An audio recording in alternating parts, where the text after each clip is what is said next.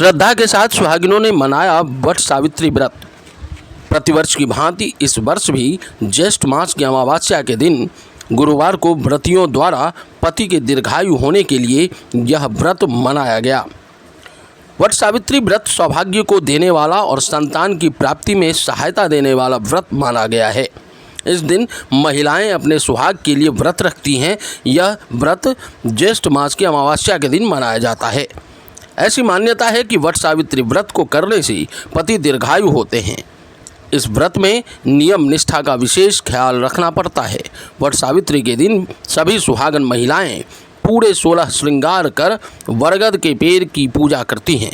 ऐसा पति की लंबी आयु की कामना के लिए किया जाता है।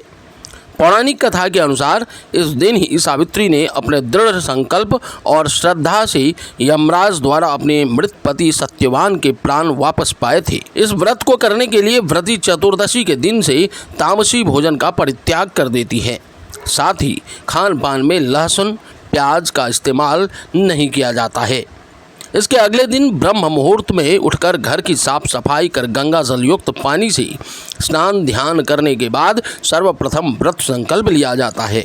साथ ही पवित्र वस्त्र पहनने के बाद 16 श्रृंगार किया जाता है। पूजा विधि के अनुसार जब व्रती परिधान और श्रृंगार का वर्ण कर लें, इसके बाद सबसे पहले सूर्यदेव को अर्घ्य दिया जाता है। वट सावित्री और वट पूर्णिमा की पूजा वट वृक्ष के नीचे होती है। एक बांस की टोकरी पूजा से संबंधित फल फूल व अनाज रख कपड़े के 2 टुकड़ों से ढक दिया जाता है। एक दूसरी बांस की टोकरी में देवी सावित्री की प्रतिमा रखी जाती है। वट वृक्ष पर महिलाएं जल चढ़ाकर कुमकुम अक्षत चढ़ाती हैं। फिर सूत के धागे से वट वृक्ष को बांधकर उसके 7 फेरे लगाती हैं।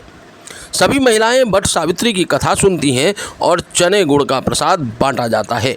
वहीं ग्रामीण व शहरी क्षेत्र में वट वृक्ष नज़दीक में नहीं रहने व नवविवाहितों के कारण वट वृक्षों की डाली को आंगन में रखकर विधि विधान के साथ पूजा अर्चना किया जाता है।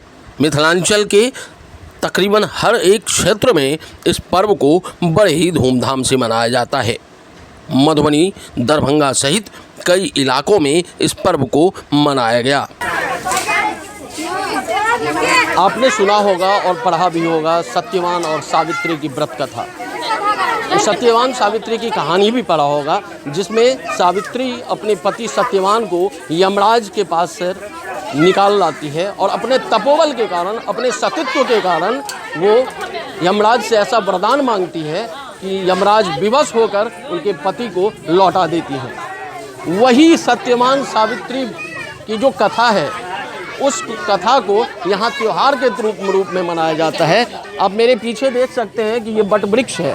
वट वृक्ष की आयु बहुत लंबी होती है, ऐसा माना जाता है, ऐसा विज्ञान भी कहता है। वनस्पति विज्ञान का भी कहना है कि पेड़ों में वट वृक्ष का जो पेड़ है उसकी आयु बहुत लंबी होती है। और इसी कारण से, इसी वजह से महिलाएं इसी पेड़ के नीचे इस त्यौहार को सत्यवान सावित्री से जो निकला हुआ ये त्यौहार है, वट सावित्री जिसे कहते हैं, वट सावित्री नाम दिया गया है, वो मनाती है।